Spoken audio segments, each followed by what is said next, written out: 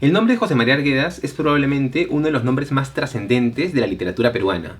Lo que por supuesto no es poco si tenemos en cuenta que la tradición literaria peruana cuenta con nombres imprescindibles como los de Julio Ramón Ribeiro, Alfredo Bryce Echenique, Pilar Dugui, Antonio Gálvez Ronceros, Óscar Colchado, Clorinda Mato de Turner, Abraham Valdelomar. Para hacerse un lugar en este panteón extraordinario hay que ser un genio, y Arguedas lo es. Pero a veces hay que volver a preguntarse por qué Arguedas es un artista genial. Hay que volver a interpelar obviedades. Para este video voy a emplear este libro de José María Arguedas, Los relatos completos, publicados por la editorial Losada en 1974. Tremenda colección. En su momento Losada publicó a Albert Camus, a Jean-Paul Sartre, Jorge Luis Borges. Muchas veces se enfoca a José María Arguedas como un escritor que representó de manera más fidedigna, más verosímil, un mundo andino que ya había sido representado por autores como Enrique López Albújar, Clorinda Mato de Turner o Ciro Alegría. Y sin duda este es un punto interesante que sin embargo de momento voy a esquivar. Aquí más bien lo que me interesa es cómo un escritor toma ese tema como punto de partida, como herramienta para formar una voz narrativa, un narrador. Una voz que lo llegue a identificar como escritor, como artista. En Arguedas, una de las invenciones más interesantes es la creación de un narrador heterogéneo. ¿Pero qué es un narrador heterogéneo? Antes de pasar a esta explicación, voy a leer un fragmento de uno de los cuentos de José María Arguedas presentes en el libro Amor Mundo. No pudo lavarse. Se restregaba la mano y la cara con la brillante arena del remanso. Alzaba las piedras más transparentes desde el fondo del pequeño remanso y se frotaba con ellas. Esas piedras recibían al viento, el ojo de los pájaros, la nieve más alta del Arayá, el río grande, la flor de cantu que sangra de alegría en la época de más calor. Un narrador heterogéneo es un narrador con diferentes focalizaciones en tensión continua al momento de narrar. Por ejemplo, yo puedo narrar desde un narrador en tercera persona. Él hizo esto, ella hizo aquello. Y al mismo tiempo combinar este narrador con una focalización infantil o una focalización adulta. No quiero ser tan técnico, pero esto se le llama narrador indirecto libre. Ahora, ¿qué pasa con Arguedas y por qué estos elementos entran en crisis en su momento de narrar? Porque en Arguedas, o al menos en una buena parte de sus cuentos, el narrador se combina no solamente con una, con dos o con 5 focalizaciones, sino incluso a veces con 7 focalizaciones. Ustedes revisen por ejemplo cuentos como La agonía de Ras Uñiti, El Aila, El horno viejo, La muerte de los Arango, y van a comprobar que en un mismo narrador se disputan diferentes focalizaciones, entran en pugna y en conflicto para decidir quién narra esa historia. Un focalizador antropólogo con un focalizador nativo. Por ejemplo, a veces se nos da un término y se entiende que el lector ya lo comprende, y otras veces más bien se explica un término quechua o un elemento propio del paisaje andino. Un focalizador adulto con un focalizador niño entrando también en pugna continua acerca de cómo narrar o quién debe narrar. Un focalizador que se relaciona de manera lírica y otro que se relaciona de manera empírica con la realidad. El focalizador empírico más propio de la cultura occidental y el focalizador lírico más propio de la cultura andina. Un narrador que se distancia de lo narrado y otro que se encariña con lo que está narrando, al punto de que, por ejemplo, en algunos cuentos de Amor Mundo, ustedes van a notar que llama a su personaje Santiago y conforme va avanzando en la historia lo llama Santiaguito. Ahora, ¿son estos los únicos focalizadores que entran en juego al momento de que Arguedas narra? Por supuesto que no, pero eso necesitaría una mirada más atenta al modo de narrar en Arguedas. Voy a leer otro fragmento para ratificar esta posición, aunque por supuesto se necesitaría leer varios fragmentos para ver cómo este focalizador conflictivo es un elemento transversal a todos los cuentos o a buena parte de los cuentos de José María Arguedas.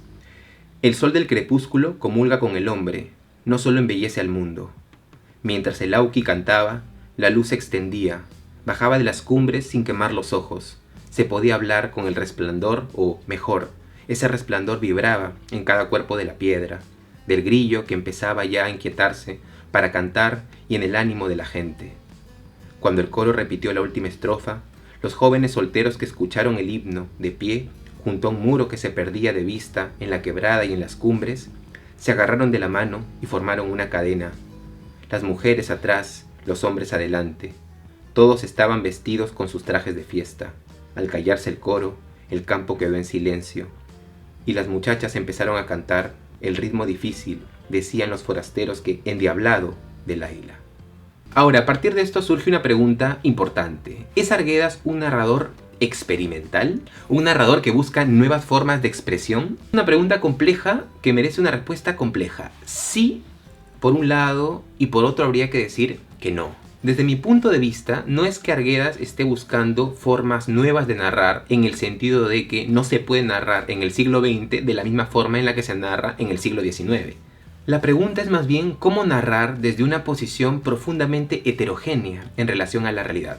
Como ustedes saben, Arguedas vivió buena parte de su infancia en el mundo andino, pero también de adulto leyó autores como Dostoyevsky, Faulkner, Juan Rulfo o Juan Carlos Onetti.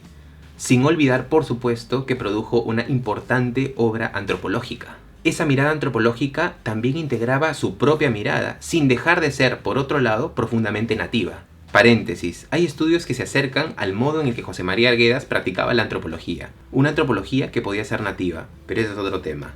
Al mismo tiempo, Arguedas narraba desde la adultez, y esa adultez entraba en conflicto con un modo de narrar infantil, desde las palabras o desde la falta de palabras que tiene un niño para relacionarse con la realidad.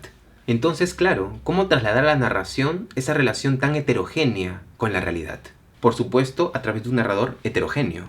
Ojo, aquí hablo de los cuentos, porque por ejemplo, si hablamos de los ríos profundos, son otras las variables que entran en juego.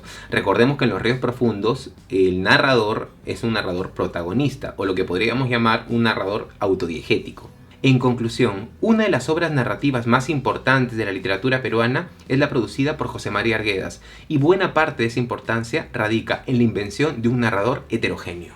Un narrador en donde diferentes miradas entran en continuo conflicto. Por supuesto, no quiero reducir la obra literaria de Arguedas a una mirada puramente realista.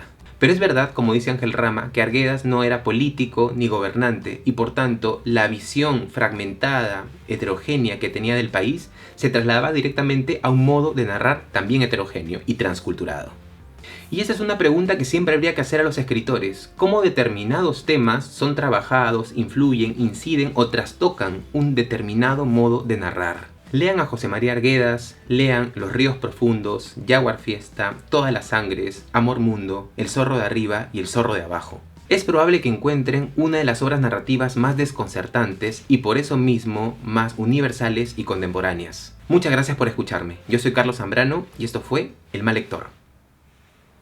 Canción de la trilla de alberjas del pueblo de Pampas de la provincia de Huancavelica. Tajlay cuy, maquichay kiwan, tajlay cuy, saruy cuy, chaquichay kiwan, saruy cuy, chaquichay kiwan, maquichay kiwan, tajlay cuy, saruy cuy. Chaki chaiki wang maki chaiki wang tahyai kui sarui kui. Corrió piscarta y cachcan, a corrió piscarta y cachcan. Kawaii kuiman, alikai kuiman. Kawaii kuiman, likai kuiman. Hawaii kuiman, likai kuiman.